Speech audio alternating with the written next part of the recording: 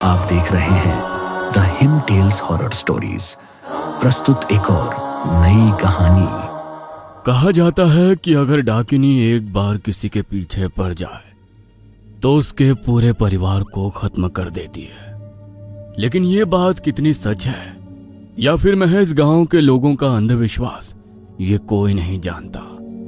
लोगों का कहना तो ऐसा भी है कि जिस स्थान पर डाकिनी का वास हो उसे कभी नहीं छेड़ना चाहिए, ना ही उसके स्थान को कभी खंडित करना चाहिए। जब डाकिनी से उसका स्थान छीन लिया जाता है तो वो बौखला उठती है, लेकिन अगर कोई ऐसा कर दे तो फिर उसके साथ क्या होगा।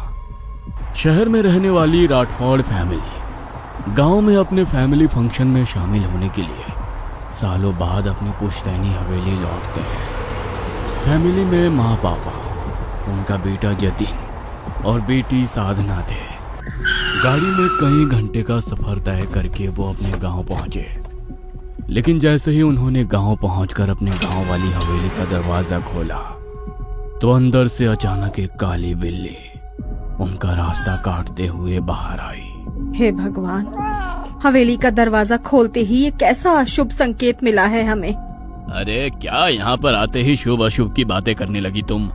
बिल्ली है, छत से घर में घुस गई होगी। दरवाजा खोला तो आवाज सुनकर बाहर आ गई, और क्या, चलो अंदर।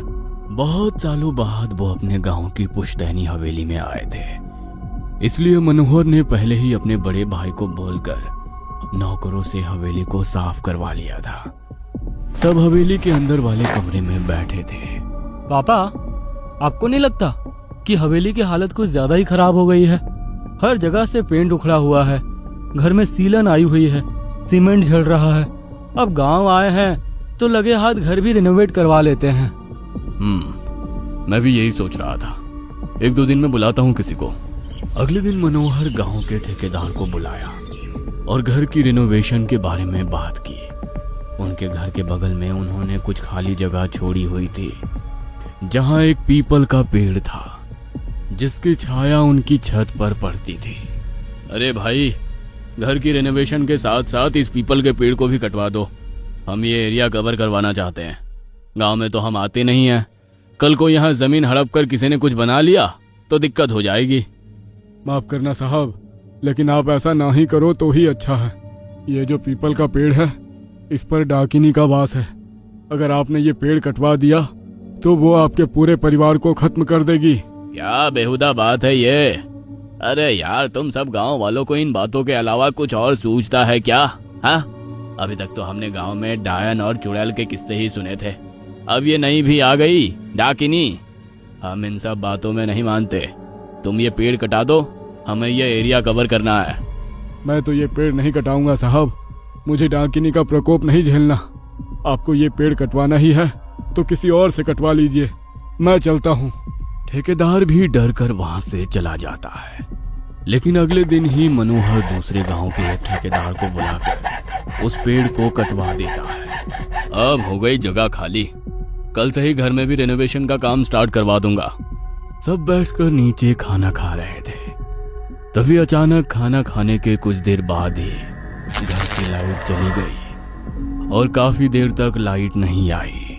अरे यार, गांव में आओ तो एक ना एक परेशानी लगी ही रहती है। अब ये लाइट भी चली गई। लगता है आज तो लाइट आने वाली ही नहीं है। नीचे तो बहुत गर्मी लग रही है, चलो ऊपर ही सो जाते हैं। वैसे भी गांव में आए हैं तो गांव की हवा का मजा तो लेना ही चाहिए। सब अपना बोरिया बिस्तर उठाकर ऊपर छत की तरफ चले गए।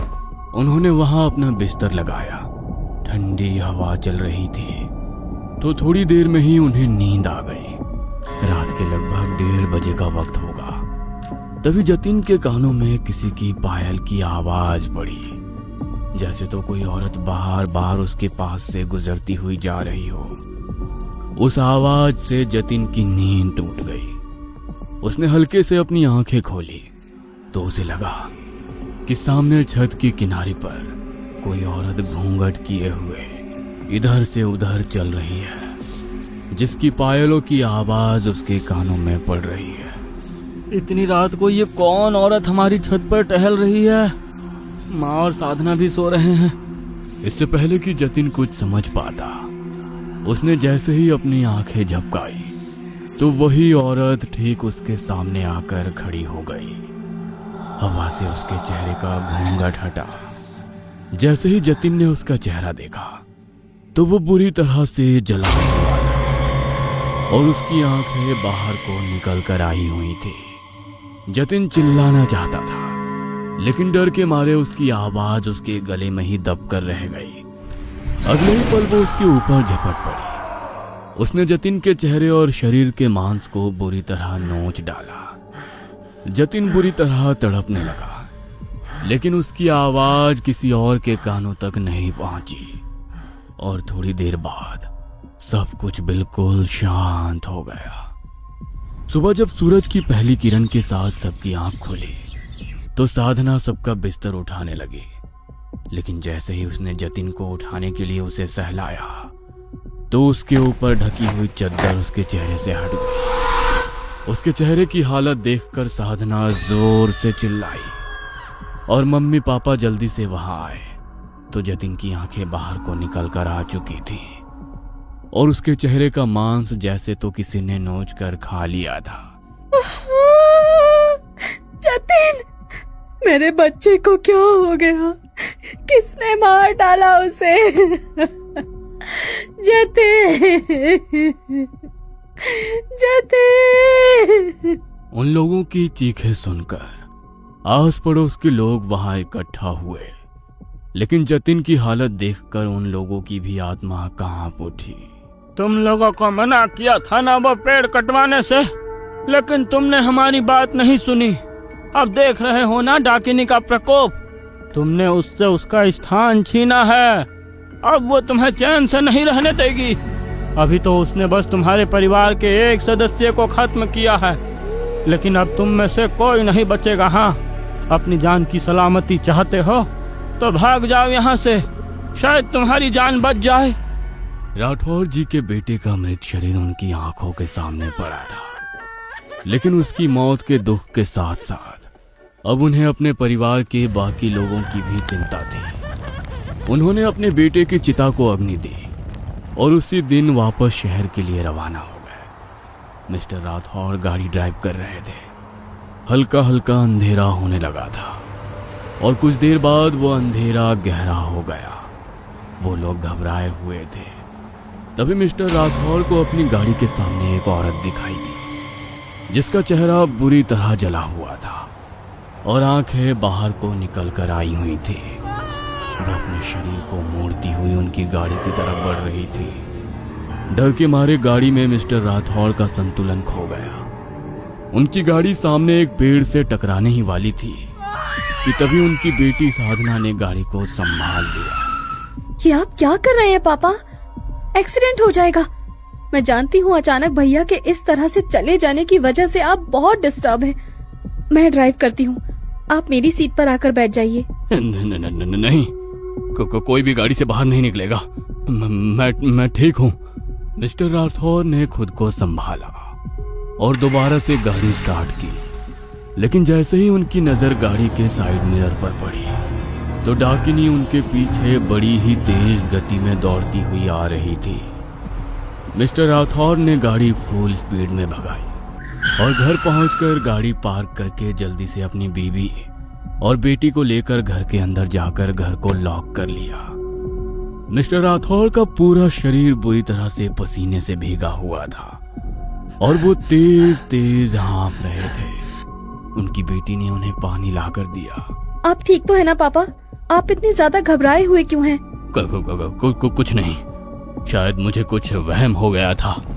आज ही उन्होंने अपने बेटे का अंतिम संस्कार किया था। तीनों बहुत दुखी थे। उन्होंने जतिन की तस्वीर पर हार चढ़ाया और सबकी आंखों में आंसू आ गए। भगवान मेरे बच्चे की आत्मा को शांति दे। रोते रोते राधा की तबीयत खराब हो गई थी, इसलिए साधना उन्हें कमरे में लेकर गई और उन्हें नींद की दवाई देकर सुला दिया। वो भी अपनी माँ के साथ अपने भाई की तस्वीर को देखती हुई वहां बैठ गई। मनोहर भी अपने बेटे की तस्वीर को देखकर अपने कमरे में बैठा रो रहा था। ये सब मेरी गलती है। अगर मैंने वो पेड़ ना कटवाया होता तो मेरा बेटा उस डाकिनी के प्रकोप का शिकार ना होता। मनोहर बार बार खुद को दोष देते हुए फूट फूट कर रो रहा था और रोते रोते कब उसकी आंख लग गई उसे पता ही नहीं चला। घड़ी में रात के लगभग 12:30 बजे होंगे। तभी उसे अपनी खिड़की पर ठक ठक की आवाज सुनाई दी। उस आवाज से उसकी नींद टूट गई। उसने इधर उधर देखा तो सामने खिड़की पर एक औरत की परछाई दिखाई दे रही थी जिसके बाल हवा में लहरा रहे थे। यह देखकर मनोहर के पैरों तले से जमीन खिसक गई। वो वहां से उठकर भागना चाहता था लेकिन उसका शरीर मानो वहीं पर जम गया। वो चिल्लाना चाहता था लेकिन उसके गले से आवाज नहीं निकल रही थी। तभी उसे अपनी गर्दन पर किसी की सांसें महसूस हुई। उसने डरते हुए पीछे मुड़कर देखा तो डाकिनी ठीक उसके सामने थी। उसने मनोहर के चेहरे पर अपने पैने नाखून गड़ा दिए और उसके चेहरे के मांस को नोच लिया और उसकी आंखों की पुतलियों को नोच कर बाहर निकाल डाला। तभी मनोहर की चीख गूंजी। वो आवाज इतनी भयानक थी कि साधना और उसकी मां की नींद टूट गई। वो जल्दी से दौड़ते हुए मनोहर के कमरे में आए तो कमरे का अंदर का नजारा देखकर उनका दिल दहल उठा। नहीं, ऐसा नहीं हो सकता। माँ, इसका मतलब वो यहाँ भी हमारे पीछे पीछे आ गई है। हमें कुछ करना होगा माँ। मैं भैया और पापा को तो पहले ही खो चुकी हूँ, आपको नहीं खोना चाहती। एक ही दिन में अपने परिवार के 2 सदस्यों की इतनी भयानक मौत देखकर राधा सदमे के कारण कुछ बोल भी नहीं पा रही थी। लेकिन साधना समझ गई थी कि अगर अब उन्होंने इसका कोई निवारण नहीं किया तो उन दोनों की तरह ही वो डाकिनी साधना और उसकी मां को भी खत्म कर देगी। अगले दिन अपने पिता की चिता को अग्नि देने के बाद साधना अपनी मां को लेकर एक तांत्रिक बाबा के पास गई। उसने बाबा को सारी बात कह सुनाई। क्या घोर अनर्थ कर दिया तुमने। डाकिनी के प्रकोप से बचना कोई हंसी का खेल का काम नहीं है। मुझे सबसे पहले तुम्हारे घर को सुरक्षित करना होगा। मैं तुम्हारे घर को कील दूंगा, उससे वो डाकिनी तुम्हारे घर के भीतर प्रवेश नहीं कर पाएगी। लेकिन एक बात का खास ध्यान रखना, रात के समय भूल कर भी अपने घर से बाहर मत कदम रखना, वरना जिस पल तुमने ऐसा किया उसी पल वो तुम्हारे ऊपर हावी हो जाएगी, चाहे जितनी भी विकट परिस्थिति आए। लेकिन रात के समय तुम घर के भीतर ही रहना। ठीक है बाबा, बस आप कुछ भी करके हमारे घर को सुरक्षित कर दीजिए। मैं अपनी माँ को कुछ भी होने नहीं देना चाहती। तांत्रिक बाबा उनके साथ उनके घर आए और उनके घर के चारों कोनों को कील दिया और वहां से चले गए। अब घर में उनकी कुछ रातें तो सुकून से बीती, लेकिन अमावस की रात जब हर ओर काला घना अंधेरा था, राधा अपने कमरे में सो रही थी। तभी उसे साधना के चिल्लाने की आवाज सुनाई दी। वो आवाज कमरे के बाहर बनी बालकनी की तरफ से आ रही थी। राधा बिना कुछ सोचे समझे दरवाजा खोलकर बालकनी की तरफ चली गई तो उसने देखा कि साधना नीचे रोड पर गिरी हुई है और उसके सर से खून बह रहा है। ये देखकर राधा घबरा गई और बिना कुछ सोचे समझे नीचे घर का दरवाजा खोलकर बाहर चली गई। लेकिन जैसे ही वो घर के बाहर पहुंची तो उसने देखा कि नीचे तो साधना है ही नहीं और ना ही वहां खून के निशान है। ये देखकर वो समझ गई कि उसके साथ क्या हुआ है। वो अपनी जान बचाने के लिए जल्दी से घर की तरफ भागने लगी, लेकिन तभी उसके गर्दन को किसी ने पकड़कर खींच लिया। राधा ने जैसे ही अपनी गर्दन घुमाकर देखा तो डाकिनी उसके सामने खड़ी बड़े ही भयानक तरह से मुस्कुरा रही थी। उसकी आंखों की पुतलियां बाहर को आई हुई थी। राधा उसे देखकर जोर से चिल्लाई। तभी उसने राधा के पूरे शरीर को बुरी तरह नोच डाला और उसकी आंखों की पुतलियां भी निकाल डाली। वो उसके मांस को चबा चबा कर खाने लगी। राधा को वो दर्द पूरी तरह महसूस हो रहा था और वो बुरी तरह से चीख रही थी। राधा की चीख की आवाज सुनकर अचानक साधना की आंख खुली। उसने पूरे घर में अपनी मां को ढूंढा, लेकिन उसे वो कहीं नहीं मिली। तभी फिर से उसे अपनी मां के चीखने की आवाज सुनाई दी। वो जैसे ही आवाज को सुनकर बालकनी में आई तो उसकी मां गंभीर हालत में नीचे पड़ी हुई थी। माँ माँ माँ, ये क्या हुआ तुम्हें? तुम डरो मत, मैं अभी आती हूँ। अपनी मां की ऐसी हालत देखकर साधना घबरा गई और जल्दी से नीचे की तरफ दौड़ी। वो अपनी मां की तरफ बढ़ रही थी, तभी उसे अपने पीछे से किसी के कदमों की आहट सुनाई दी। उसने जैसे ही पीछे मुड़कर देखा तो डाकिनी उसके ऊपर झपट पड़ी और उसके शरीर के मांस के भी चिथड़े चिथड़े उड़ा दिए। उसने साधना की आंखों की पुतलियां निकाली और वहां से ओझल हो गई। साधना के पिता ने डाकिनी से उसका स्थान छीना था, इसलिए डाकिनी का श्राप उसके पूरे परिवार को लग गया और एक एक करके उनके पूरे परिवार को डाकिनी ने अपनी चपेट में ले लिया। ऐसी शक्तियां कभी किसी की सगी नहीं होती, इसलिए जो लोग हमें इनसे सावधान रहने को कहते हैं, हमें उनकी बात मान लेनी चाहिए, क्योंकि अक्सर गांव में फैली ये बातें अफवाहें नहीं होती, बल्कि इनके पीछे गहरी सच्चाई छिपी होती है। उस घर के आसपास से अब कोई नहीं गुजरता।